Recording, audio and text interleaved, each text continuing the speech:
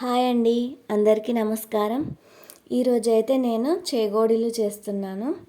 ముందుగా అయితే ఒక కడాయి పెట్టుకొని ఒక కప్తో నీళ్ళు తీసుకుంటున్నాను. మెజర్మెంట్తో చూసుకోండి. ఒక కప్తో నీళ్ళు తీసుకుంటున్నాను. అందులోనే కొద్దిగా ఉప్పు, కొద్దిగా పసుపు, కొద్దిగా కారం వేస్తున్నాను. కారం వేసుకోకున్నా పర్లేదు, అది మీ ఇష్టం. ఇప్పుడు అందులోనే కొద్దిగా ఓమ వేస్తున్నాను, కొన్ని నువ్వులు వేస్తున్నాను. ఇప్పుడు ఆ నీటిని మరగనివ్వాలి.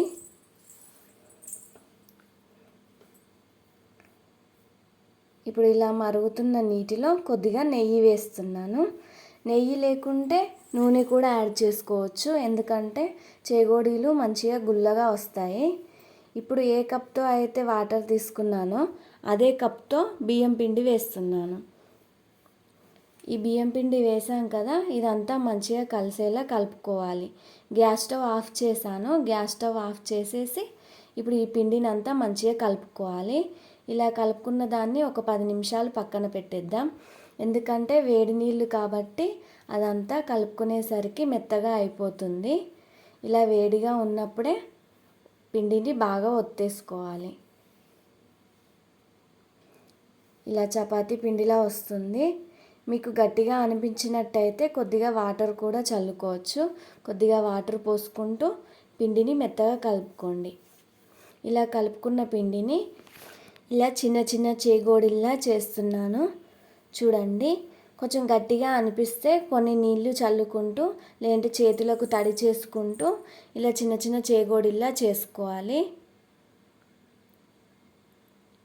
పిల్లలకి స్నాక్స్ బాక్స్లోకైనా, మనకి ఈవినింగ్ టైంలో, టీ టైంలో తినడానికైనా చాలా బాగుంటాయండి. ఒకసారి మీరు కూడా ట్రై చేసి చూడండి. ఇప్పుడైతే ఇలా చేసుకున్న చేగోడీలు ఉన్నాయి కదా, ఇవన్నిటిని నేను వేడి నూనెలో ఆయిల్ వేడి చేసి పెట్టుకున్నాను పక్కకు. ఇప్పుడు ఇలా ఆయిల్ వేడెక్కుతున్నప్పుడు హై ఫ్లేమ్లోనే పెట్టేసి ఇలా చేసిన చేగోడీలన్నీ ఇందులో వేసేయాలి. నూనెలో వేసుకోవాలి. వేసిన వెంటనే కదపకూడదు. 1 నిమిషం పాటు వదిలేసిన తర్వాత ఇప్పుడు వాటిని ఒక చిన్న గంటెతో కలుపుకోవాలి. 2 దిక్కులా అటు ఇటు మంచిగా ఫ్రై చేసుకోవాలి. చూడండి, ఇలా ఫ్రై చేసుకున్న వాటిని నేను తీస్తున్నాను. నేను ఇంకో వాయి కూడా వేసి చూపిస్తాను, చూడండి. మైదా పిండితో కూడా చేస్తారు, కానీ పిల్లలు తినడానికి కాబట్టి మనం బియ్యం పిండితోనే చేసుకుంటే చాలా హెల్తీగా ఉంటుంది.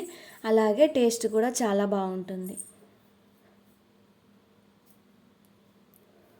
చూడండి, ఇలా చేసుకున్న రింగ్స్ని మనం ఒక డబ్బాలో అయినా స్టోర్ చేసి పెట్టుకోవచ్చు, లేదంటే టీ టైంలో బాగున్నాయంటే అప్పుడే అయిపోతాయండి.